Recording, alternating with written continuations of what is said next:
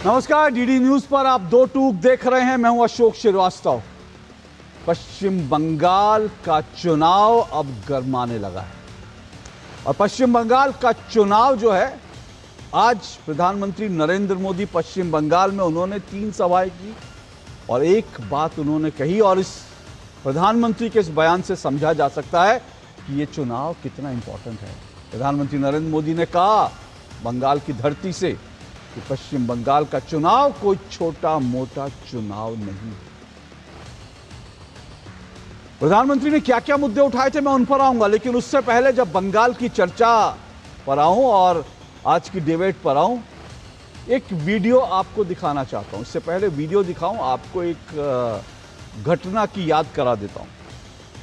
9 अगस्त 2024, ये तारीख याद है आपको, शायद आप भूले नहीं होंगे। आपको अगर तारीख याद नहीं आ रही होगी तो जब मैं घटना का जिक्र करूंगा तो आपके जहन में वो घटना जो है एक तस्वीर की तरह, एक फिल्म की तरह चलने लगेगी। 9 अगस्त 2024 को पश्चिम बंगाल कोलकाता में आरजी कर हॉस्पिटल में एक बेहद दरिंदगी भरी वारदात हुई थी। कोई भूला नहीं होगा। ये मामला सुप्रीम कोर्ट तक पहुंचा और इस मामले में जब जो लड़की, जो बच्ची दरिंदगी का शिकार हुई थी, जो डॉक्टर, महिला डॉक्टर दरिंदगी का शिकार हुई थी, उसको न्याय जब नहीं मिल रहा था तो कोलकाता और पूरा बंगाल सड़कों पर उतर आया था। आज मैं इस घटना की याद आपको इसलिए दिला रहा हूं क्योंकि आरजी कर में जो पीड़ित महिला डॉक्टर थी, उनकी मां जो है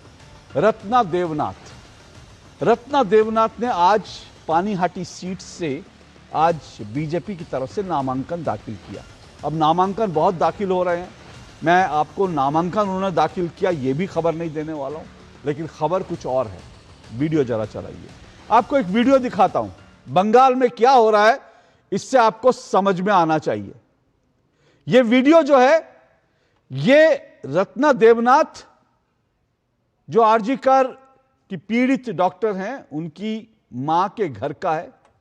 और जब उन्हें आज पर्चा दाखिल करना था, उससे पहले टीएमसी की महिला कार्यकर्ताओं ने, टीएमसी के कार्यकर्ताओं ने रत्ना देवनाथ के घर पर धावा बोल दिया, उनके घर को घेर लिया और इस तरह से आप तस्वीरें देखिए किस तरह से रत्ना देवनाथ की मां को निशाना बनाया गया। क्यों? क्योंकि उन्होंने साहस दिखाया। उन्होंने यह कहा कि वो ममता बनर्जी की पार्टी टीएमसी के खिलाफ चुनाव लड़ेंगे। तो आज ये दृश्य देखिए और बंगाल में क्या होता रहा है, क्या हो रहा है, उसको महसूस कीजिए। एक पीड़ित, बलात्कार और जिसके साथ घिनौना अपराध किया गया, बेदर्दी से मार दिया गया, आज उसकी मां तक का घेराव हो गया क्योंकि उसकी मां ने कहा मैं अपनी बेटी को इंसाफ दिलाने के लिए चुनाव मैदान में उतरूंगी। इस मां का घेराव किया गया। आप कल्पना कर सकते हैं कि बंगाल में क्या हो रहा है।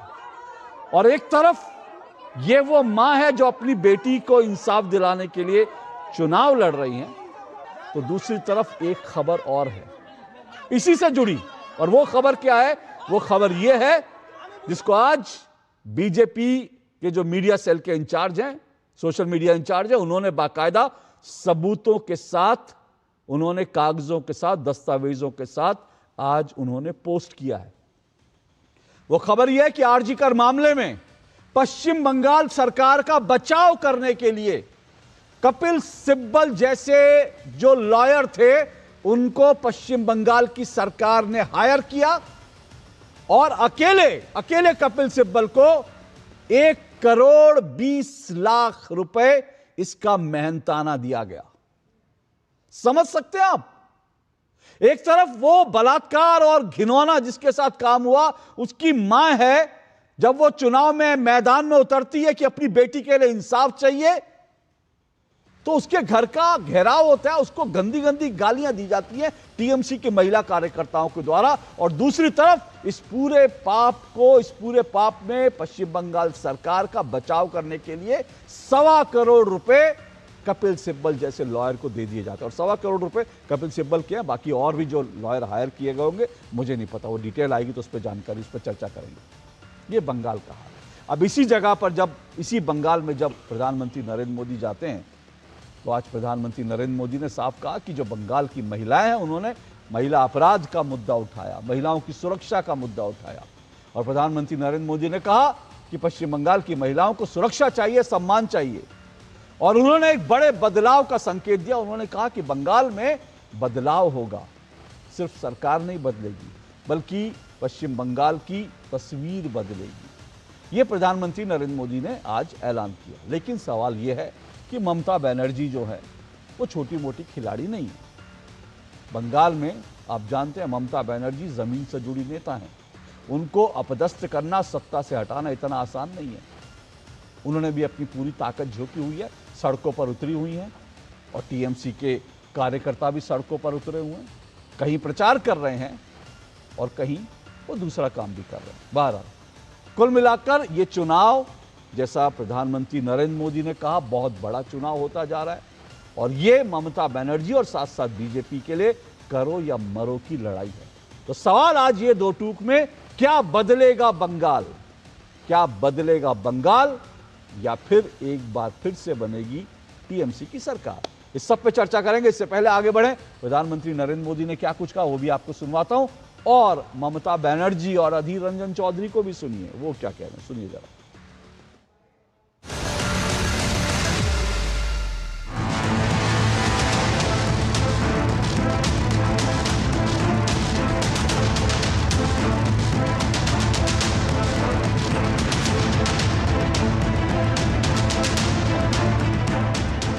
रामपुर हाट की क्या स्थिति है ये तो आप सभी प्रत्यक्ष ही देख रहे हो। मालदा में बीते दिनों क्या हुआ ये भी पूरे देश ने देखा। एसआईआर के काम में लगे जो न्यायाधीश हैं उनको तक बंधक बना लिया गया। इस भय से बंगाल के मानुष को मुक्ति दिलानी जरूरी है। साथियों, सरकारी योजना हो, मजदूरी का काम हो, घुसपैठिए कम पैसे में ये काम यहां के लोगों से छीन लेते हैं और यहां के लोकल लोगों को काम की तलाशी में कहीं और जाना पड़ता है, पलायन करना पड़ता है। लिख लो साथियों, अब ये नहीं चलेगा। टीएमसी ने सिंडिकेट का गुंडा राज चलाया है, जहां कटमनी और कमीशन के बिना कुछ नहीं चलता। फैक्ट्रियां भी सिंडिकेट के गुंडा राज से नहीं, सिंडिकेट के भय से नहीं। अगर चलेगी तो सिर्फ और सिर्फ भरोसे से चल सकती है। और ये भरोसा कौन दे सकता है? ये भरोसा सिर्फ और सिर्फ बीजेपी ही दे सकती है। যেদিন থেকে বিজেপি এসছে সকাল থেকে রাত পর্যন্ত জ্বালাতন করে খাচ্ছে, শুধু জ্বালাচ্ছে জ্বালাচ্ছে আর জ্বালাচ্ছে। সারাক্ষণ অফিসারদের ভয় দেখাচ্ছে, না হয় সব দখল করে নিচ্ছে, ফেডারেল সেটআপটাকে সর্বনাশ করে দিয়েছে, সংবিধানটাকে ধ্বংস করে দিচ্ছে, সব এজেন্সি কিনে নিয়েছে। আজকে অফিসারদের পর্যন্ত যখন ধমকাচ্ছে, বেচারারা প্রতিবাদ করলে বলছে এই তুমি সাসপেন্ড। बंगाल में चुनाव में ये तनाव होगी, चुनाव में आतंक फैलाने की हर संभव कोशिश होगी और आप कुछ नहीं कर पाओगे। इसलिए कि निचले स्तर पे, जमीनी स्तर पे जितने सारे पुलिस बल है सब सत्तारूढ़ पार्टी की दलाली करते हैं। तो चलिए तमाम आपको बयान सुनवाए। आपको प्रधानमंत्री नरेंद्र मोदी ने घुसपैठ से लेकर पश्चिम बंगाल के विकास और साथ साथ महिला सुरक्षा, वहां जो गुंडागर्दी, डर का माहौल, ये तमाम मुद्दे उठाए। और डर का माहौल है, इसकी पुष्टि तो अधीर रंजन चौधरी भी कर रहे हैं। ये अलग बात है कि राहुल गांधी नहीं करते, पर अधीर रंजन चौधरी बंगाल में बैठ के जरूर करते हैं। लेकिन ममता बनर्जी कुछ और ही दावा करती है। इन सब पे डिबेट करेंगे आज। 4 मेहमान मेरे साथ आज की डिबेट में जुड़ चुके हैं। ये परिचय करवा दूं, मेरे साथ शिवम त्यागी जुड़ चुके हैं, बीजेपी के प्रवक्ता हैं शिवम त्यागी जी। मेरे साथ जो है तहसीन पूनावाला जुड़ चुके हैं। तहसीन पूनावाला जी राजनीतिक विश्लेषक हैं और बीजेपी के विरोधी हैं, कांग्रेस पार्टी का समर्थन करते हैं। लेकिन कौन सी कांग्रेस पार्टी, अधीर रंजन चौधरी वाली या राहुल गांधी वाली, ये मैं नहीं जानता, इंतजार करेंगे। मोहम्मद एहतशामुल हक मेरे साथ जुड़े हुए हैं टीएमसी का बचाव करने के लिए।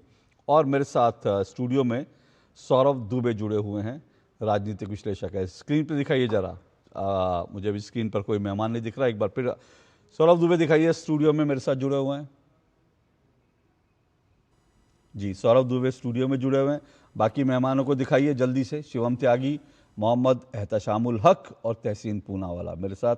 ये जो हैं 4 मेहमान आज दो टूक में जुड़ेंगे। इन सबसे चर्चा होगी। जल्दी से स्क्रीन पर दिखाइए कि आज प्रधानमंत्री नरेंद्र मोदी ने तमाम मुद्दे बंगाल में, पश्चिम बंगाल में उठाए। और कल भी बंगाल को लेकर के जिस तरह की खबरें आई थी, जिस तरह से चुनाव आयोग के साथ सीधा भिड़ंत हुई थी, चुनाव आयोग ने जो कहा था कि भाई ये चुनाव जो है इस बार निष्पक्ष होंगे, हिंसा रहित होंगे, ये तमाम मुद्दे बंगाल की राजनीति में गरमाए हुए हैं। चलिए सीधा मैं शिवम त्यागी और तहसीन पूनावाला, माफ कीजिएगा तहसीन पूनावाला में आऊँगा। मोहम्मद एहतशामुल हक, दोनों को दिखाइए भाई, स्क्रीन पे दिखाइए जी। मोहम्मद एहतशामुल हक, शिवम त्यागी स्क्रीन पे दिखाइए। शिवम त्यागी जी। चलिए शिवम त्यागी और एहतशामुल हक मेरे साथ जुड़ चुके हैं। 1.5 मिनट आप दोनों के। मोहम्मद एहतशामुल हक, बंगाल बदलाव की मांग करता है, आज प्रधानमंत्री नरेंद्र मोदी ने कहा। और उन्होंने ये कहा कि भाई महिला सुरक्षा में, और मैंने अभी आपको वीडियो भी दिखाया कि किस तरह से जो रत्ना देवनाथ थी, उनके घर के बाहर टीएमसी की महिलाओं ने जाकर उत्पात मचाया। ये क्या बंगाल में हो क्या रहा है? 1.5 मिनट देखिए, तो अशोक श्रीवास्तव जी, बंगाल जो है बदलाव नहीं, बंगाल में चौथी बार फिर से हमारी नेत्री ममता बनर्जी की सरकार, तृणमूल कांग्रेस की सरकार चौथी बार हम लोग बनाने जा रहे हैं फुल मेजोरिटी के साथ में। और भारतीय जनता पार्टी का ये सिर्फ आरोप पर आरोप, 2021 में भी इन्होंने कहा था आपकी बात 200 के पार, लेकिन उनको जनता ने जनादेश देने से इनकार कर दिया और 77 सीट पर आके खड़े हो गए। इसलिए वो सपना देखने का हक है। जो भी मतलब हमारे आदरणीय प्रधानमंत्री आज 3 सभा की है पश्चिम बंगाल में, लेकिन सिर्फ एक ही बात है, टीएमसी की गुंडागर्दी, सिंडिकेट की बात कर रहे हैं। आप प्रधानमंत्री हमारे हैं, इस हिसाब से बात कर रहे हैं। आज महिला सुरक्षा का बात कर रहे हैं, तो सबसे पहले हम लेके चलेंगे कि मणिपुर में महिला सुरक्षा की बात है। महिला सुरक्षा सबसे सेफेस्ट सिटी अगर कोई है तो हमारा पश्चिम बंगाल है, वो कोलकाता है। एक आध घटना छिटपुट होती है, लेकिन इससे इनकार नहीं किया जा सकता। लेकिन हमारे यहाँ किसी भी कीमत पर, देखिए भारतीय जनता पार्टी एक ऐसी पार्टी है जो हिंदू मुसलमान की राजनीति करती है, लेकिन पश्चिम बंगाल एक भारत का इकलौता ऐसा राज्य है यहाँ हिंदू मुसलमान की राजनीति से परे है। और यहाँ सभी जाति, सही वर्ग, सभी समुदाय एक साथ चलते हैं। हमारी नीति का कहना है कि धर्म सबका जुदा जुदा, धर्म सबका जुदा जुदा, उत्सव हम सबका। आप हम लोग सभी धर्म के अलग अलग हैं, लेकिन उत्सव हम लोग, तमाम चीज हम लोग मनाते हैं, एक साथ में मनाते हैं। जितने भी हमारे त्योहार है, चाहे हिंदू के, चाहे मुस्लिम के, चाहे सिख के, चाहे ईसाई के, चाहे बौद्ध के, चाहे जैन के, ये अनेकता में एकता भारत की विशेषता अगर कहा जाता है श्रीवास्तव जी, तो अनेकता में एकता भारत की विशेषता अगर देखा जाता है तो पश्चिम बंगाल में है। ओके, संप्रीति का कहा जाता है। ओके एहतशामुल जी, 1 मिनट, आपके 1.5 मिनट पूरे हुए। 2 बातें आपकी मुझे बड़ी इंटरेस्टिंग लगी। आज तो आपने कहा कि छोटी मोटी घटनाएं हो जाती हैं, आरजी कर जैसी छोटी मोटी घटनाएं हो जाती हैं, बाकी तो बंगाल महिलाओं के लिए बड़ा सेफ है। तो वैसे मतलब ममता बनर्जी भी इन्हें छोटी मोटी घटनाएं ही मानती हैं, क्योंकि वो भी कहती हैं छुटपुट घटनाएं बंगाल में होती रहती हैं, छुटपुट रेप होते रहते हैं, आरजी कर जैसे क्या फ़र्क पड़ता है। और दूसरा आपने कहा उत्सव साथ साथ मनाते हैं, बिल्कुल बहुत सही बात है। उत्सव साथ साथ बंगाल में मनता है कि जब माँ की मूर्तियों का विसर्जन होना होता है और साथ साथ जो है मुहर्रम का जुलूस जब एक साथ आ जाते हैं, तो माँ की मूर्तियों के विसर्जन पर रोक लग जाती है। और यह कहा जाता है कि भाई मुहर्रम का जुलूस निकलेगा, तो मुहर्रम का जुलूस निकलना है, इसलिए आज मूर्तियों का विसर्जन नहीं होगा। इस तरह से पश्चिम बंगाल का मॉडल है कि सारे उत्सव साथ साथ मनाने का। बहरहाल शिवम त्यागी 1.5 मिनट। शिवम त्यागी, सवाल यह है कि भाई वो कह रहे हैं चौथी बार ममता सरकार, और कुल मिलाकर देखें तो ममता बनर्जी जमीन पर लड़ रही हैं और उनका पूरा ताकत से लड़ रही हैं, और उनको अपदस्थ करना और साथ साथ जो है बंगाल में बदलाव करना इतना आसान नहीं है जितना चुनावी सभाओं में कहा जा रहा है। अशोक जी, एक नारा है कि बहुत हुई घुसपैठियों की बनाई हुई सरकार, अब की बार बंगालियों की, अब बहुत हुई घुसपैठियों की बनाई हुई सरकार, अब की बार बंगालियों का अपना असरदार और अपनी ही सरकार और अपना ही व्यवहार। अब मैं एग्जाम्पल देता हूं आपको, इसका रीजन क्या है कि जहां तक बात छुटपुट घटना की है, आपको याद होगा आरजीकर के समय में ममता बनर्जी का खुद का अपना स्टेटमेंट था जिसमें उन्होंने कहा था कि बेटियों को बाहर नहीं निकलना चाहिए देर रात को। आज उनकी माताजी जब अपने लिए प्रचार कर रही हैं, बंगाल के लिए प्रचार कर रही हैं, बंगाल की बेटियों के लिए प्रचार कर रही हैं, तो उनको घेरा जा रहा है, हुटिंग करा जा रहा है, उनको परेशान किया जा रहा है, उनके चारों तरफ उनको एक तरीके से प्रचार करने में भी दिक्कतें पैदा हो रही हैं। और ये मैं नहीं कह रहा हूं, और ये सिर्फ भारतीय जनता पार्टी नहीं कह रहे, और ये सिर्फ आदरणीय प्रधानमंत्री जी नहीं कह रहे, ये कह रहे हैं भारतीय जनता पार्टी, बंगाल की जनता, बंगाल के बंगाली लोग, और तो और अधीर रंजन चौधरी का भी यही कहना है। पिछले दिनों आपको याद होगा उनकी रैली में किस तरह की स्थितियां हो गई थी। पिछले दिनों आपने देखा होगा किस तरीके से उनके झंडे फाड़ दिए गए थे, लगातार उनके सामने एक तरीके से कन्फ्रंटेशन की स्थिति बन गई थी और लगातार उनके ऊपर हमले करने की कोशिश हुई। वो इस बात को मानते भी हैं, यानी कि चाहे बंगाल की जनता हो, चाहे महिलाएं बेटियां हो, चाहे किसी भी दल के नेता हो, हर कोई ये मानता है कि बंगाल की जो स्थिति है वो बेहद भयावह है।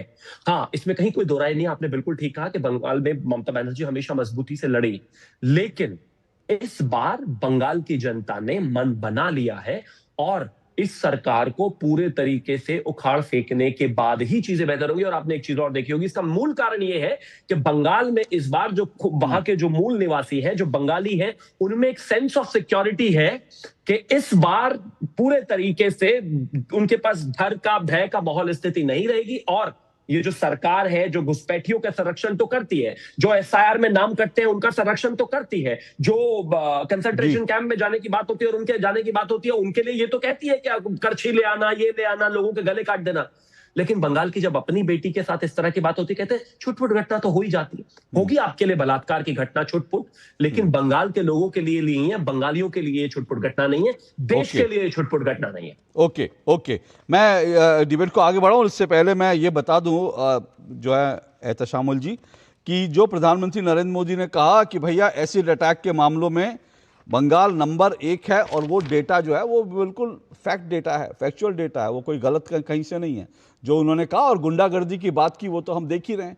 अगर एक बेचारी एक महिला जो आज नहीं है, उसकी माँ के चुनाव लड़ने पर जिस तरह से घेराव हो गया उसका, और मुझे नहीं मालूम, मैं इसकी पुष्टि नहीं कर रहा हूँ क्योंकि मुझे बांग्ला ठीक से आती नहीं, उन महिलाओं के बयान मैंने सुने नहीं, लेकिन सोशल मीडिया पर कुछ लोग ये दावा कर रहे हैं, बंगाली ट्विटर हैंडल ही दावा कर रहे हैं कि वहां पर जो टीएमसी की महिला कार्यकर्ता गई थी उनका रत्ना देवनाथ का घेराव करने, उन्होंने हुटिंग करी और ये तक कहा कि ये अपनी बेटी से फलाना चीज करवाती थी। मैं पुष्टि नहीं कर रहा हूं, लेकिन सोशल मीडिया पर ऐसी खबरें हैं बंगाल के लोग। इससे ज्यादा शर्मनाक कुछ हो सकता है एहतशामुल जी? इसका सपोर्ट कर सकता है कोई?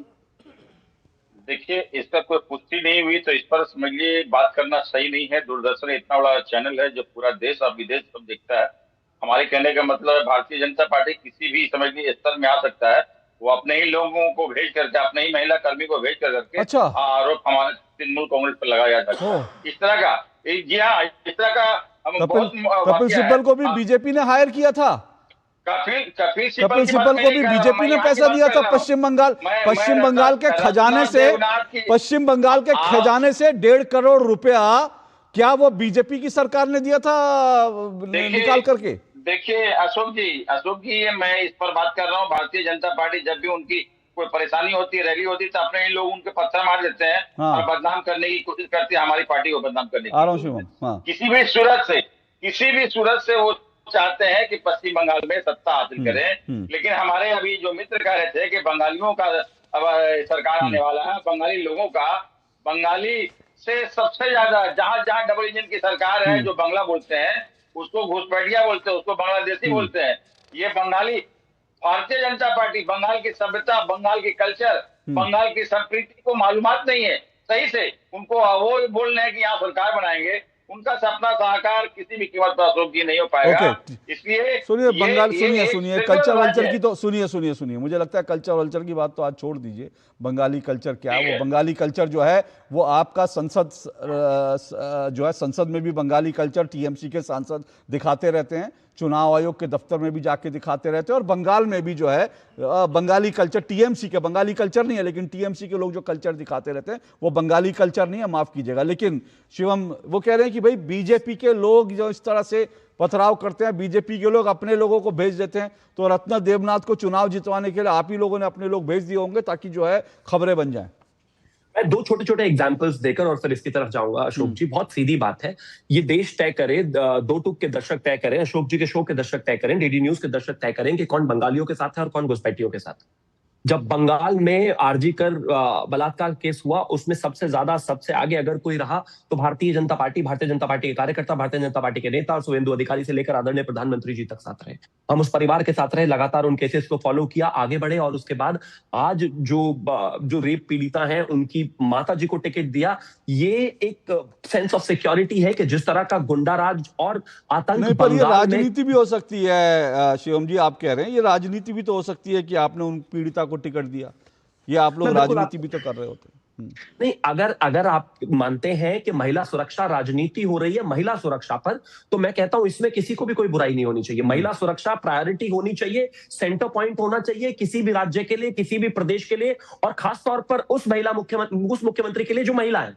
तो मैं मानता हूं कि अगर आप इस तरीके से भी इसको देखना चाहते हैं तो एक आम विधायक और एक वो विधायक जिन्होंने अपनी बेटी को खो दिया, उनकी सेंसिटिविटी एक महिला के प्रति और महिला के संबंधित मुद्दों के प्रति कितनी ज्यादा होगी, हम उसको देख सकते हैं। दूसरा एग्जाम्पल ये है, जब एसआईआर में घुसपैठियों को हटाने की बात आई तब तो ममता बनर्जी काला कोट पहनकर खुद चली गई। आरजीकर वाले केस में ये कह दिया कि नहीं, बेटियों को रात को नहीं निकलना चाहिए। तो तय करना है कि बंगालियों के साथ कौन है और घुसपैठियों के साथ कौन है। अब आगे आना चाहता हूं, एक विषय बहुत साफ है। आपको लगता है कि भाई हम जो है अपने लोगों को, अपने गुंडों को इस तरह से भेजकर ऐसा कराते हैं, आप ऐसा कह रहे हैं। 2016-17 में चुनाव हुआ, 300 से ज्यादा लोगों को जो है चोटें आई, अप्रोक्सीमेटली 10 से ज्यादा घायल हुए और करीब 3000 लोगों को पलायन करना पड़ा। 2019 के बाद अप्रोक्सीमेटली 125 लोगों की डेथ हुई, अप्रोक्सीमेटली 10,000 से लोग ज्यादा पलायन कर गए, अप्रोक्सीमेटली 3000 से लोग ज्यादा घायल हुए। उसके बाद फिर विधानसभा चुनाव हुआ। उसके बाद कोई एक ऐसा चुनाव पिछले 20 साल में आप, और खासतौर पर टू बी प्रिसाइज 15 साल 16 साल में आप बता दीजिए जहां पर आपने हिंसा ना की हो, उसके बाद पलायन ना हुआ हो, महिलाओं का बलात्कार ना हुआ हो। मुर्शिदाबाद, मालदा, साउथ 24 परगना, नॉर्थ 24 परगना, वहां पर स्थितियां ये हुई है कि लोगों के घरों में घुसकर बलात्कार हुए हैं, लोगों को मारा गया है, पलायन करने को मजबूरी हुई, और बहुत सारे केसेस में सीबीआई फॉलो कर रही है और चीजों को आगे लेकर जा रही है। ये आप ये मानते हैं हमने किया? अगर किसी ने भारतीय जनता पार्टी को वोट दे दिया तो आपने उसके साथ अत्याचार किया, उसके साथ मारपीट करे, उसके हाथ पैर तोड़ दिए। अगर किसी ने भारतीय जनता पार्टी का झंडा उखाड़ दिया तो उस पर आपने झंडा लगा दिया, तो उस पर आपने आतंक किया। ये हम कर रहे हैं। हम एक चीज कहते हैं, मैं और यहां पर और भी लोग हैं, तहसीन भी है, मुझसे बाद में बोलेंगे, वो तमाम डिफरेंसेस हो सकते हैं, लेकिन भारतीय जनता पार्टी दिल्ली में भी चुनाव लड़ती है, उत्तर प्रदेश में भी चुनाव लड़ती है, इसके अलावा छत्तीसगढ़, राजस्थान, मध्य प्रदेश, सब जगह लड़ते हैं हम चुनाव। और कोई भाजपा को वोट दे या कांग्रेस को वोट दे, किसी को सिर्फ इसलिए नहीं मार दिया जाता या बलात्कार कर दिया जाता क्योंकि उसने हमें वोट नहीं दिया, और या फिर कांग्रेस का भी अगर रूलिंग स्टेट है तो वहां भी ऐसा नहीं होता। बंगाल पहला ऐसा राज्य है कि 140 करोड़ के लोकतांत्रिक देश के एक राज्य में स्थिति इतनी भयावह है कि एक पार्टी का झंडा उठाने भर से आपको मारपीट दिया जाएगा। ओके तहसीन, जिस तरह से प्रधानमंत्री नरेंद्र मोदी ने आज महिला सुरक्षा सम्मान का मुद्दा उठाया, आरजी कर का मामला उठाया, और अब जबकि 16 तारीख को नारी वंदन महिलाओं का आरक्षण का मामले पर विशेष संसद का सत्र बुलाया जा रहा है, क्या लगता है कि बंगाल में इस बार जो है महिलाओं के वोट जो है वो एक्चुअली निर्णायक होने वाले हैं? थैंक यू शुभ जी, आपके साथ शो में शिरकत करने का मौका मिला इसलिए आपका शुक्रगुजार हूँ जी। महिलाओं का वोट हमेशा बहुत जरूरी होता और डिसाइसिव फैक्टर होता ही होता है, चाहे कोई भी चुनाव। हमने बिहार में भी देखा किस तरह से नीतीश जी और भाजपा जीती, और अन्य राज्यों में, महाराष्ट्र में देखा किस तरह से जीता। तो ये बहुत जरूरी है। लेकिन क्योंकि आदरणीय प्रधानमंत्री ने एक घटना की बात की आरजी कर की, उसमें सीबीआई का प्रोग्रेस क्या है, ये तो सवाल उठता ही है।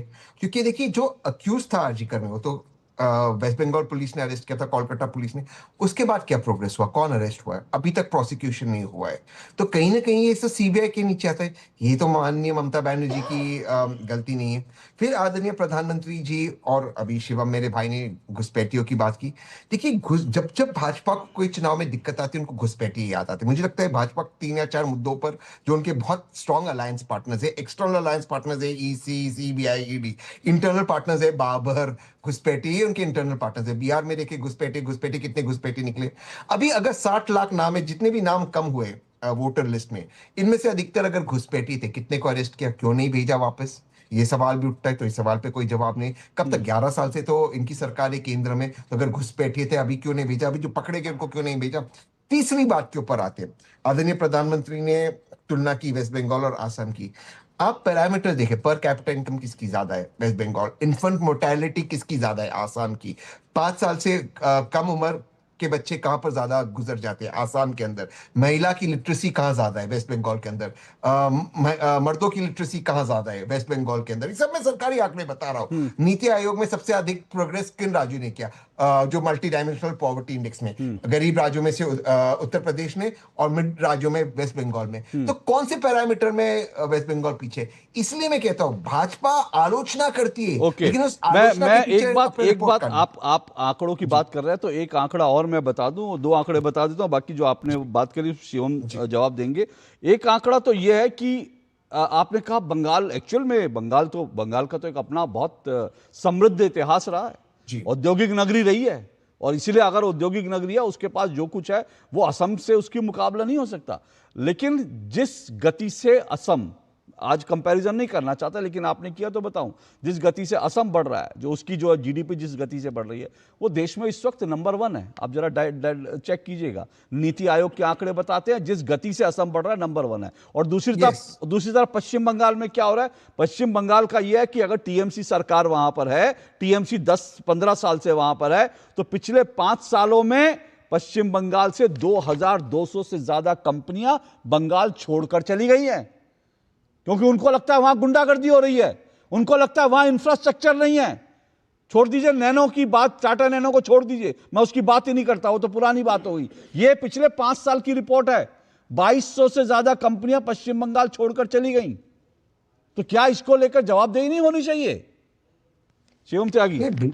अच्छा ठीक है, आप जल्दी तहसीन रिस्पॉन्ड कीजिए, फिर नहीं बिल्कुल। लेकिन मैंने इसलिए तुलना की क्योंकि आदरणीय प्रधानमंत्री जी ने तुलना की।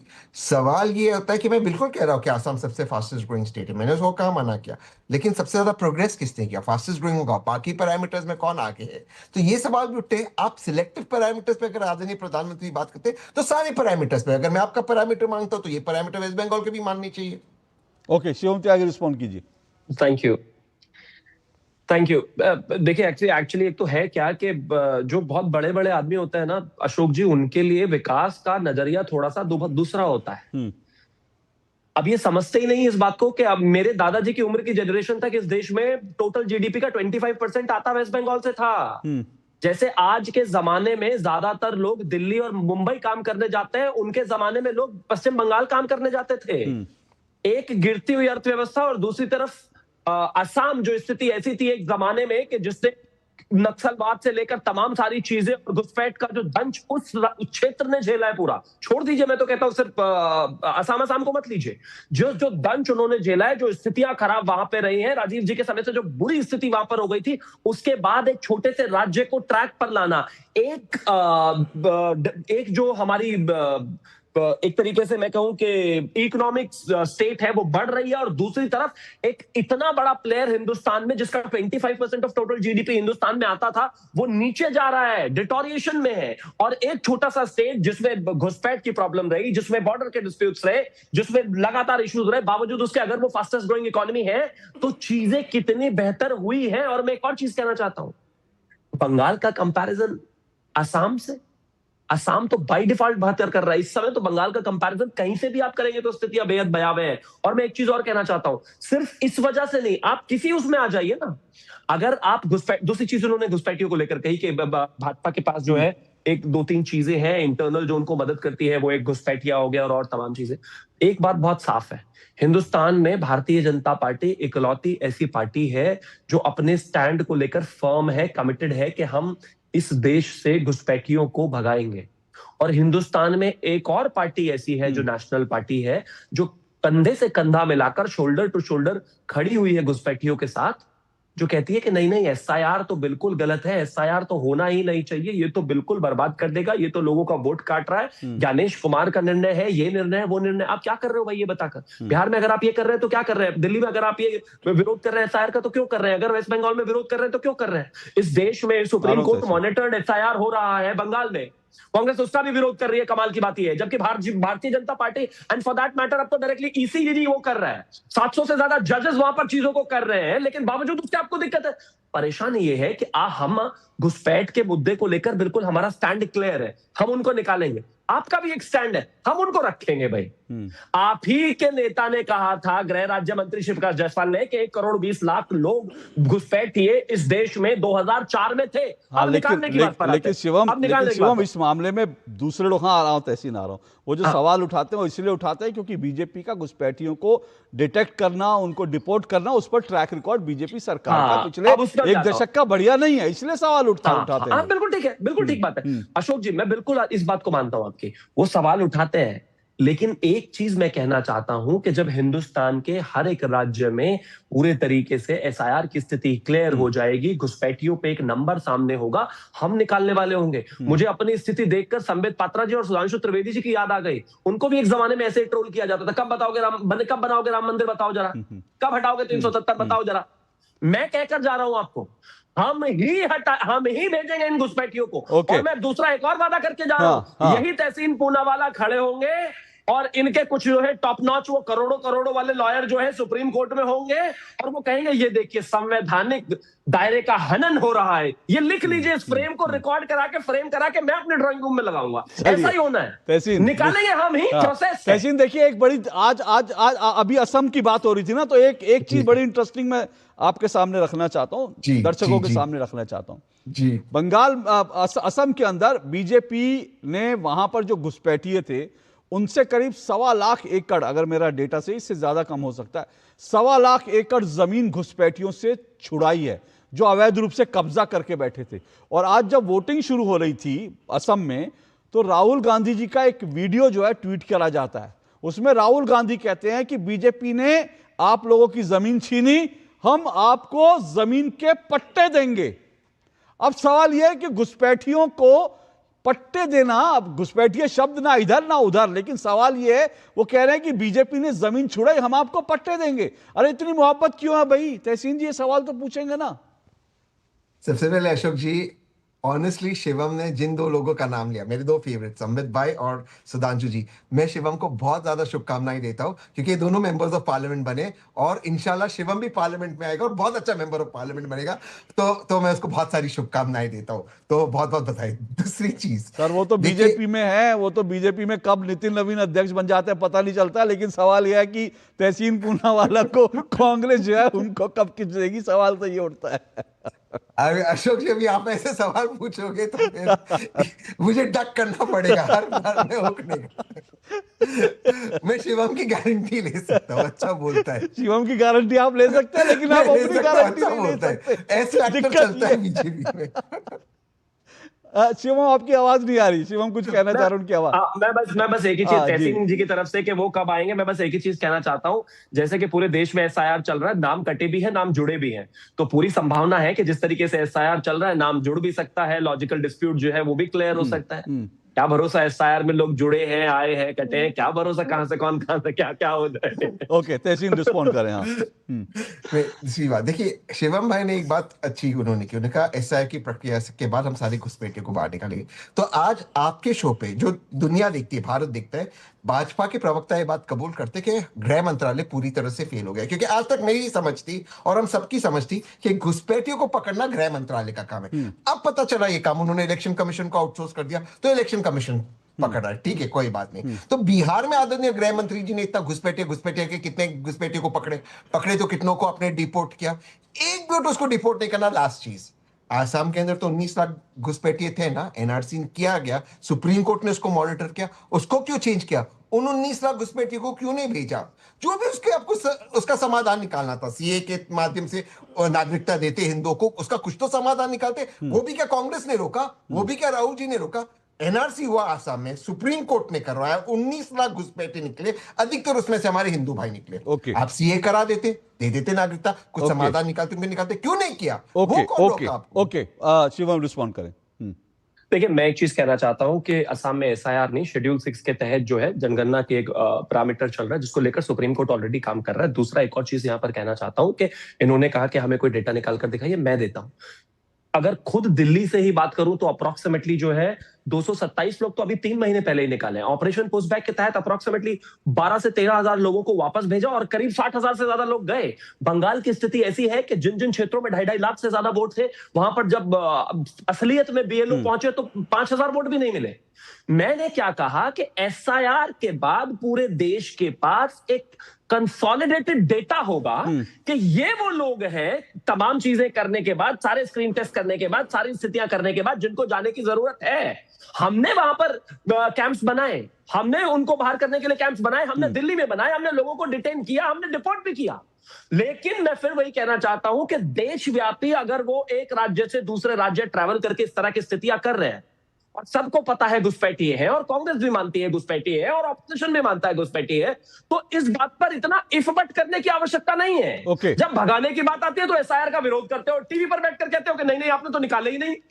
ओके। ऐसे कैसे चलेगा? ओके, देखिए मैं देखिए क्योंकि शिवम त्यागी का एक पॉलिटिकल पार्टी से जुड़े हैं, एसोसिएट हैं, तो जाहिर सी बात है बहुत सारी चीज़ें उनकी लिमिटेशन हैं, और इसलिए, लेकिन मैं एक चीज़ आज घुसपैठ के संदर्भ में, और मैं चाहूँगा सौरभ आप इसमें ज़रूर रिस्पॉन्ड करें, क्योंकि देखिए बीजेपी अभी 46 साल हुए बीजेपी का 46वां बर्थडे आया था। बीजेपी जिस दिन से स्थापना हुई थी, बीजेपी के 3 प्रमुख मुद्दे थे, 3 प्रमुख मुद्दे, उसमें से एक राम मंदिर, ठीक है, उसके बाद 370 धारा 370, और तीसरा घुसपैठ। बीजेपी के जन्म से ही घुसपैठ बीजेपी का बड़ा मुद्दा रहा। ये 3, इनमें से 2 मुद्दे बीजेपी इसको सॉर्ट आउट कर चुकी है, और घुसपैठ को लेकर के जो आज आप देख रहे हैं कि एसआईआर हो रहा है, जितना मेरी राजनीतिक समझ है, जितना मैं समझता हूं, देखिए बीजेपी ने जब 2019 में सीएए आया था, तब दरअसल पूरी की पूरी योजना यह थी कि सीए आएगा, उसके बाद एनआरसी आएगा, और एनआरसी यानी कौन भारत का जो है नागरिक है, कौन नहीं है, इसको लेकर डॉक्टर मनमोहन सिंह ने भी कहा था एनआरसी की जरूरत है, कांग्रेस भी कहती थी। लेकिन जब सीए आया तो उसको आपको अच्छी तरह से मालूम है, सीए के बाद एनआरसी आना था, ताकि दरअसल जो इन तमाम भारत के पड़ोसी राज्यों में जो हिंदू प्रताड़ित हैं, उनको एक बार सेटल करके उसके बाद घुसपैठियों को निकालने का काम शुरू होगा। और यह मंशा जो सरकार की थी, गृह मंत्री अमित शाह की और प्रधानमंत्री नरेंद्र मोदी की, कांग्रेस ने इसको ताड़ लिया था, विपक्ष ने ताड़ लिया था, और इसीलिए उसके बाद शाहीन बाग खड़ा किया गया, ताकि सीए एनआरसी को, और उसके बाद एनआरसी की प्रक्रिया जो आने वाली थी सीए के बाद, वो ठंडे बस्ते में चली गई। लेकिन अब ऐसा लगता है कि सरकार ने इसकी प्रक्रिया जो है, इसका रास्ता, प्रक्रिया वही है लेकिन रास्ता बदल लिया है। अब पहले जो है तमाम एसआईआर चल रही है, एसआईआर में आइडेंटिफिकेशन हो रहा है, और यकीन मानिए जितना लोग गृह मंत्री अमित शाह को समझते हैं, यकीन मानिए कि ये पूरी प्रक्रिया होने के बाद घुसपैठियों को लात मार के निकलने की प्रक्रिया भी हम देखेंगे। लेकिन डर यही है, चिंता वही है जो शिवम त्यागी ने कहा। उसके बाद हो सकता है कि पश्चिम बंगाल की सरकार, अगर उस समय टीएमसी की सरकार हुई, तो वो एक बार फिर से कपिल सिब्बल को 1.25 करोड़ रुपए देकर घुसपैठियों के पक्ष में खड़ा कर देगी, या अगर तेलंगाना में कांग्रेस की सरकार रही तो वो वहां पर 1.25 करोड़ रुपए देकर प्रशांत भूषण को खड़ा कर देगी, और अगर जो है कर्नाटक में कांग्रेस की सरकार हुई तो वो जो है अभिषेक मनु सिंघवी को 1.25 करोड़ रुपए देकर घुसपैठियों के बचाव के लिए खड़ा कर। ये तमाम खतरे हैं, और ये चीज सबको समझ में आती है। शिवम, सौरभ, मैं गलत कह रहा हूं क्या? कहानी तो सारी यही है। बिल्कुल अशोक जी, देखिए लोकतंत्र में जनता के द्वारा, जनता के लिए चुनी गई सरकार अगर वो निरंकुश हो जाती है और वहाँ पर जनता का शोषण करने लगे, जनता वहाँ पर परेशान हो, महिलाएं वहाँ पर बलात्कार का शिकार हो, महिलाएं के साथ अपराध हो, और उस अपराध को न्याय न मिले, तो निश्चित तौर पर ऐसी सरकार पर सवाल जो है वो उठता ही है। लेकिन देखिए, एक शब्द आया कि घुसपैठियों की सरकार। देखिए, मैं इससे सहमत नहीं हूं। घुसपैठियों की कभी सरकार नहीं हो सकती। बंगाल की जनता बहुत सम्मानित जनता है, उसकी सरकार है, लेकिन जो सरकार है उसने घुसपैठियों को संरक्षण दिया है, इसके प्रमाण भी मिले। तो देखिए, चूंकि घुसपैठ की आपने चर्चा की, बहुत अच्छा विषय आपने बताया। देखिए, भारत सरकार 2014 में जब नरेंद्र मोदी की सरकार आई तो उसने सबसे पहला अपना दायित्व ये किया कि जो घुसपैठिए बॉर्डर से अंदर आ रहे थे, आज उन आंकड़ों में आपको एक भी ऐसा व्यक्ति नहीं मिलेगा जो बॉर्डर पार करके आज की डेट में अंदर आया हो।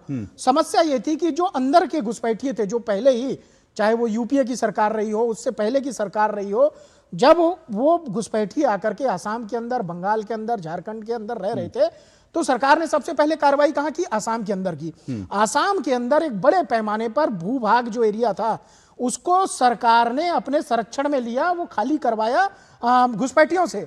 उन घुसपैठियों को जब उन पर कार्रवाई होने लगी तो वो घुसपैठियों को संरक्षण किसने दिया? पश्चिम बंगाल की सरकार ने दिया। वो घुसपैठिए कहां पाए गए? वो घुसपैठिए पाए गए झारखंड के अंदर। देखिए, एक विषय आया था हिमाचल प्रदेश के अंदर कि एक मस्जिद थी और मस्जिद को जो है उसको लेकर के विवाद हो गया था। जब वहां पर वहां की जनता से पूछा गया तो जनता ने कहा, साहब यहाँ 20 लोग नहीं होते थे नमाज पढ़ने के लिए, और ये 2000 लोग, 20,000 लोग कहां से आ गए हैं? बाहर से आ गए, यहां आकर के बस गए और अब उस मस्जिद के अंदर ऊपर और मकान बना दिया गया। तो ये सब जनता खुद बता देती है कि यहाँ की स्थिति क्या थी और वास्तव में बाहर के लोग क्या है। तो सरकार का जो काम है, गृह मंत्रालय का, क्योंकि देखिए दिल्ली पुलिस से भी जो शिवम भाई ने कहा, देखिए कोई स्टेट की पुलिस तो डिपोर्ट नहीं करती, लेकिन वो कार्रवाई करती है। लेकिन कार्रवाई करने के बाद वो जो घुसपैठिए हैं उनको संरक्षण देने का कौन सी सरकार काम कर रही है? तो बंगाल की काम कर रही है। बंगाल की सरकार जो है वो लगातार, हमने देखा है कि झारखंड के अंदर, बंगाल के अंदर जिस प्रकार से घुसपैठियों को संरक्षण दिया गया, और बार बार देखिए, मैं तो ममता दीदी से आग्रह करता हूं, भैया आपको चुनाव लड़ना है तो आप जनता की राजनीति करिए ना। आपको चुनाव लड़ना है, जनता के विकास की बात करिए। आप अभी से लगातार चुनाव आयोग पे आरोप लगा रही हैं, आप अभी से बौखला रही हैं, इसका मतलब कहीं ना कहीं आपकी जमीन खिसक रही है। पैनिक दिख रहा है, वो पैनिक दिख रहा है। बिल्कुल। अगर आप सीधा चुनाव आयोग पर हमला करना शुरू कर दें और चुनाव आयोग को लेकर इस तरह की भाषा का इस्तेमाल शुरू कर दे तो लगता है कि पैनिक तो है। एहतशाम मामूल जी, आऊंगा आपके पास, मुझे एक छोटा सा ब्रेक लेना। हाँ, मैं आप ही के पास आऊंगा, लेकिन ब्रेक के बाद आता हूं आपके पास कि आखिर चुनाव आयोग को निशाना बनाया जा रहा है और क्या क्या हो रहा है। जो अभी आपने कहा कि भाई बीजेपी वाले हमला करवा देते, इस पर भी आऊंगा इस छोटे से ब्रेक के बाद। महाशय धर्मपाल जी के 130वें जन्मदिन पर MDH मसालों पर पाइए 10% एक्स्ट्रा। अब स्वाद के साथ बचत भी। अब पाइए बचत ही बचत। बीते एक दशक में देश बदला है, लेकिन महिलाओं के लिए पूरी दुनिया बदली है। अब सपने सिर्फ देखे नहीं जाते, उड़ाए जाते हैं। नमो ड्रोन दीदी योजना से मिट्टी से जुड़ने वाली उंगलियां अब आसमान की तकनीक संभाल रही हैं। जल जीवन मिशन से अब मीलों का सफर महज एक नल की दूरी पर सिमट आया है। समय की वो बचत अब खुद की पहचान बनाने में खर्च होती है। लखपति दीदी बनकर अब वो सिर्फ परिवार चलाने वाली नहीं, सफलता की मिसाल है। सालाना 1 लाख से ज्यादा की कमाई अब कोई सपना नहीं, एक हकीकत है। प्रधानमंत्री उज्ज्वला योजना ने धुएं के अंधेरे से आजादी दी तो हर रसोई में उम्मीद की रोशनी आ गई। सुरक्षा का ढाल हो, कानूनी अधिकार या रहने का सुरक्षित ठिकाना, मिशन शक्ति ने हर मोड़ पर नारी को बेखौफ किया है। ऐसी तमाम योजनाएं आज देश की बेटियों को हर कदम पर आगे बढ़ा रही हैं, क्योंकि बेटियां अब सिर्फ घर की लक्ष्मी नहीं, देश की शक्ति भी हैं। अब नेतृत्व की बारी है, नारी शक्ति बंधन की जिम्मेदारी है। मेरी पसंद, मेरी पसंद, मेरी पसंद, मेरी पसंद, हमारी पसंद, हम सबकी पसंद। मजबूत देश का मजबूत सरिया हो गया स्टील।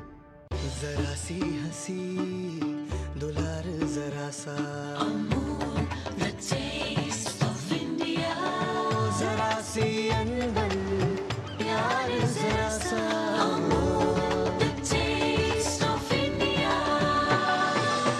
यही तो अमूल है, स्वाद इंडिया का, यही तो अमूल है, टेस्ट ऑफ इंडिया,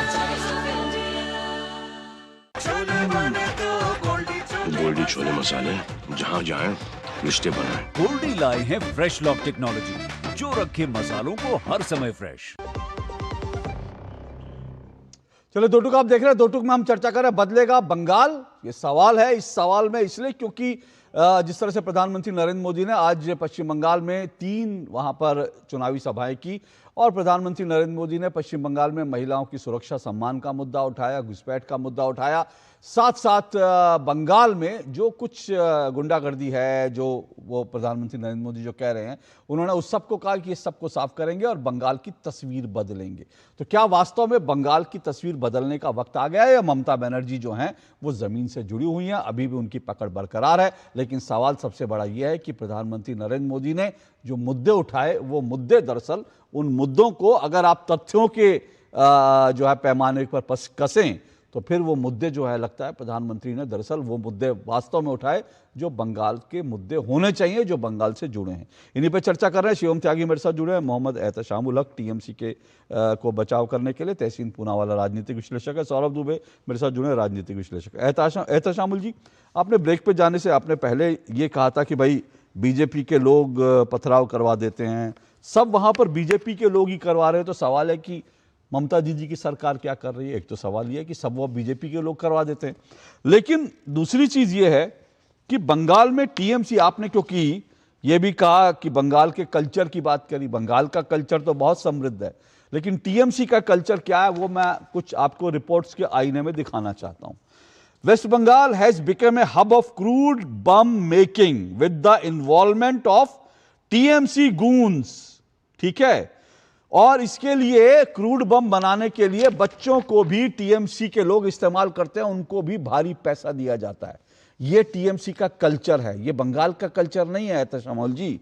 उसके बाद West Bengal TMC supporter Sheikh Kasimuddin arrested after 153 crude bombs were recovered from his backyard. TMC के नेता के घर के पिछवाड़े से 153 क्रूड बम मिले। Arms recovered from Trinamool leader house in Kumar Ghat. हथियार पकड़े जाते हैं टीएमसी नेता के घर के पीछे से। टीएमसी नेता के घर से मिला खतरनाक परमाणु रसायन, 1 ग्राम की कीमत 17 करोड़। 1 ग्राम की कीमत 17 करोड़। परमाणु मतलब परमाणु रसायन मतलब अभी तक ईरान इराक में तो नहीं मिला ऐसा कुछ, पर ईरान में भी नहीं मिला, लेकिन टीएमसी नेता के पिछवाड़े में मिल गया। ये बड़ी गजब बात है। क्या थी इसकी प्लानिंग? बंगाल में टीएमसी नेता गिरफ्तार, छापेमारी में घर से 45 बम और हथियार बरामद। टीएमसी नेता के घर से 53 बम और हथियार बरामद, पुलिस ने किया गिरफ्तार। यह कल्चर है टीएमसी का, ऐसे चुनाव जीता जाता है। देखिए अशोक जी, मुझे 5 मिनट का समय दिएगा, हम बारी बारी कर करके 3 आदमी का हमें आंसर देना है। जैसे कि हमारे शिवम त्यागी, खुद आप जो यहाँ पर बैठ करके ये डील कर रहे हैं, और दूसरी बात है कि हमारे सौरभ जी का। सबसे पहले आपने कहा कि 46वां वर्षगांठ के मौके पे भारतीय जनता पार्टी समझ लिए बहुत कमिटेड है। उन्होंने देश के लोगों से वादा किया था, ये मेरे शब्द नहीं है, मंदिर बनाएंगे। आपने अभी बयान किया 40वें वर्षगांठ पे वो कमिटेड आपने कहा। हाँ वो मैंने कहा, लेकिन जो आप शब्द इस्तेमाल कर रहे हैं वो शब्द मेरे नहीं है, बाकी आप बोलिए। हाँ मैं आपकी जो वाणी है मैं उसी को दोहरा रहा हूं। नहीं, मेरी वाणी नहीं है, मेरे शब्द नहीं है। मैंने कहा कि 46 साल हुए और बीजेपी के शुरू से 3 वादे थे, 2 वादे उन्होंने पूरे किए, घुसपैठ, मेरे ये शब्द थे। फिर भी बोलिए, कोई बात नहीं, बोलिए। ठीक है, मैं उसी को फिर से दोहरा रहा हूं। बोलिए। तो मैं एक बात कहना चाहता हूं कि देश के लोगों से 2014 से पहले भारतीय जनता पार्टी ने लोगों से कहा था कि आप हमें सरकार बनाइए, हम 15 लाख रुपया देंगे हर एक भारतीय को। उन्होंने कहा था कि हमारी सरकार बनाइए, हम 2 करोड़ प्रतिवर्ष के हिसाब से देश के नौजवानों को रोजगार देंगे। उन्होंने कहा था कि आप हमारी सरकार बनाइए, हम 400 का सिलेंडर 200 रुपया कर देंगे। उन्होंने वादा किया था जो विदेशों में काला धन है हम उसको समझिए लेके आएंगे। उन्होंने वादा किया था कि जो समझिए 70 का पेट्रोल है उसको 35 रुपया करेंगे, ये भी वादा किया था। नंबर 1। नंबर 2, जो हमारे अभी जो सौरभ जी बोल रहे हैं कि महिलाओं का, अरे ममता बनर्जी को समझना होगा। ममता बनर्जी भारत की एक ऐसी एकलौती नेत्री है और ऐसी सीनियर पॉलिटिशियन है कि आपका समझ लिए कि सलाह जरूरत नहीं पड़ेगा, उनकी सलाह किसी की लेने की आवश्यकता नहीं होगी। उनको देख करके आज मोदी जी खुद घबराते हैं, भारतीय जनता पार्टी खुद घबराते हैं। आप सुनने की क्षमता रखिए, आप सुनने की क्षमता रखिए, आप सुनने की क्षमता रखिए, आप सुनने। अरे भक्त भाई, राष्ट्रपति महोदया गई थी तो उनके साथ क्या व्यवहार किया ममता दीदी ने? महिला की बात कर रहे हैं आप, महिला एक होकर के सर्वोच्च स्थान पर बैठने वाली महिला को जो सम्मान नहीं दिया उन्होंने, उनके साथ जिस तरह का व्यवहार किया, उसको आप क्या मानते हैं बताइए? ओके सलाह की अवस्था। अरे सलाह आपको तो किसी की सलाह नहीं चाहिए साहब, आपको सलाह चाहिए बाहर के लोगों से, आपको देश के लोगों से कोई सलाह नहीं चाहिए। सुनिए एक मिनट, ओके एहतशामुल जी एक मिनट, एहतशामुल जी एक मिनट रुकिए। आपने, मैं 5 मिनट तो मतलब 1 घंटे के शो में 5 मिनट तो कंटिन्यू नहीं दे सकता, लेकिन फिर भी मैंने आपको पूरा मौका दिया। आपने ठीक है अपनी बात की, लेकिन मेरे सवाल का तो जवाब दे दीजिए। ये कल्चर है टीएमसी का, इसका तो जवाब देंगे कि इससे क्यों भाग रहे हैं सर आप तो 2014 में पहुंच गए। मैं तो आपको हाल की खबरें दिखा रहा हूं। ये क्रूड बम अगर प्रधानमंत्री नरेंद्र मोदी कहते हैं कि गुंडागर्दी है, क्या गलत कहते हैं? अगर टीएमसी नेता जो है बम बनाते हुए पकड़े जा रहे हैं, उनके घर के पिछवाड़े से हथियार मिल रहे हैं, तो ये कौन से कल्चर है? अशोक जी, अगर इस तरह का कोई भी काम करता है तो उसका सीधा समझ लिए कि डायरेक्ट तलाक के पीछे में उसका घर है। हम ऐसे लोगों को पनाह नहीं देते हैं, ऐसे लोगों को हम समझ लिए सपोर्ट नहीं करते हैं। जो इस तरह का पाया जाएगा, लेकिन ऐसे लोग पैदा क्यों करते हैं? नहीं, बिल्कुल नहीं। पैदा क्यों करते हैं ऐसे गुंडे बनाते क्यों हैं आप लोग? सुनिए मैं ना, सुनिए एक मिनट, एहतशामुल जी एक मिनट। मैं कोई लाइन नहीं क्रॉस करना चाहता, लेकिन सच तो यह कि ये जो गुंडे बदमाश कर रहे थे ना, आपके बड़े सारे सांसद संसद में इससे थोड़ा छोटा करते होंगे। रूल बुक फाड़ना, स्पीकर के ऊपर पर्चे देकर मारना, तो वो जो संसद में पहुंचे हैं वो कम नहीं होते, इनसे थोड़े से कम होते हैं। बस संसद में अपनी बात रखने के लिए रूल बुक फाड़ी जाती है। अपनी बात रखने के लिए सुनिए एहतशामुल जी एक मिनट। आप अपनी बात रख रहे हैं, मैं अपनी बात रख रहा हूं, आप अपनी बात रख रहे हैं। मैं ऐसे पर्चा फाड़ करके आपके मुंह पर फेंक दूं? संसद में ये करते हैं टीएमसी के सांसद, और फिर आप मुझे बता रहे हैं टीएमसी बंगाल के कल्चर की बात कर रहे हैं। बंगाल के कल्चर, सुनिए एक मिनट मेरी बात सुनिए एहतशामुल जी, बंगाल का कल्चर बहुत समृद्ध है, और मेरा आपसे रिक्वेस्ट है कि अपने सांसदों को, नेताओं को, उनको ट्यूटोरियल क्लास दीजिए कि बंगाल के कल्चर के बारे में, रिच कल्चर के बारे में अपने सांसदों को सिखाइए, पढ़ाइए। जिस दिन आपके सांसद लिख पढ़ जाएंगे, सीख जाएंगे बंगाल का कल्चर, उस दिन बंगाल का भला हो जाएगा। तहसीन पूनावाला। बिल्कुल नहीं।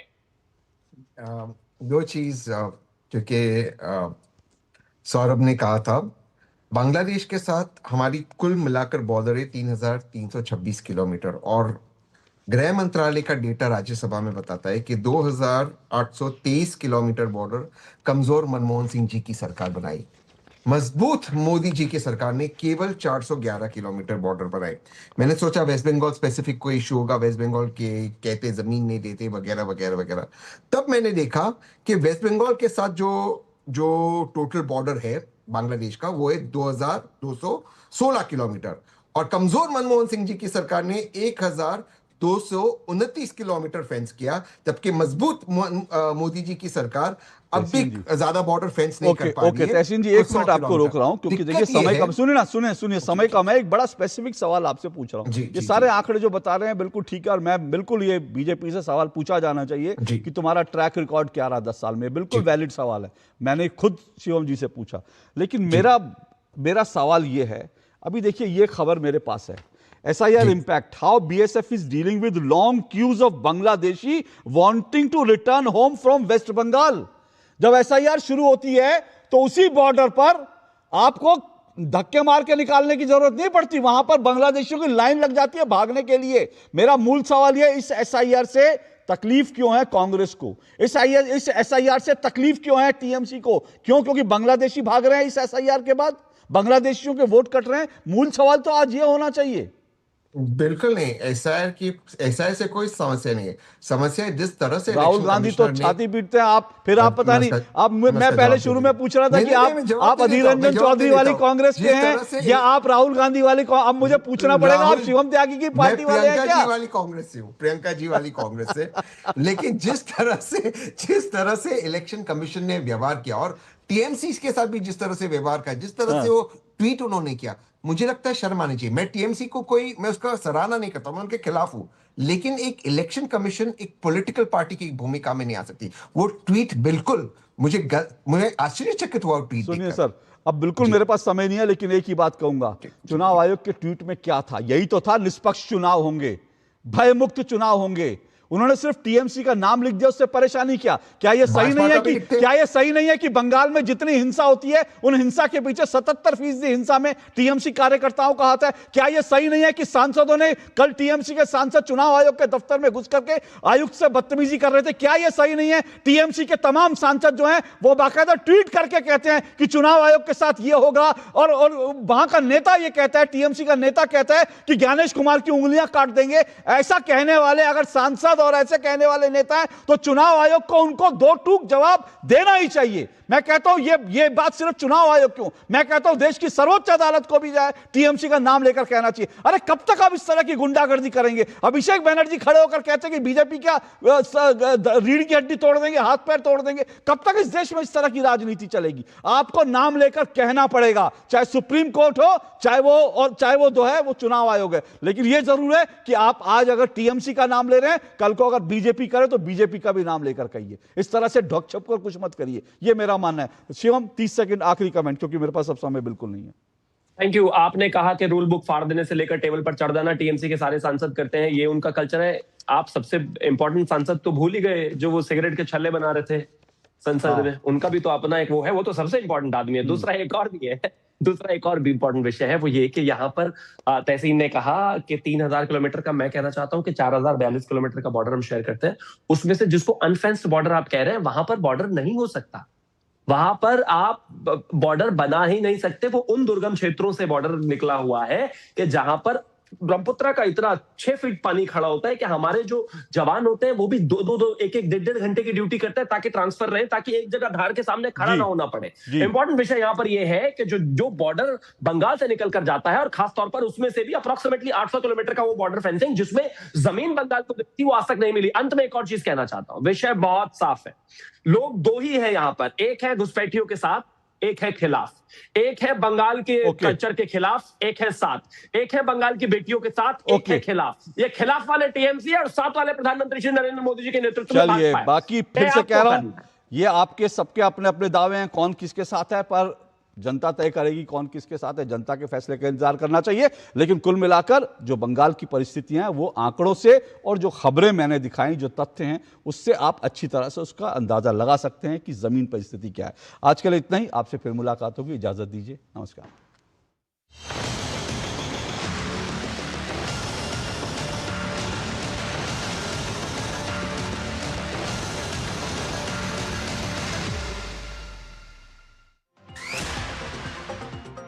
पेट्रोलियम एवं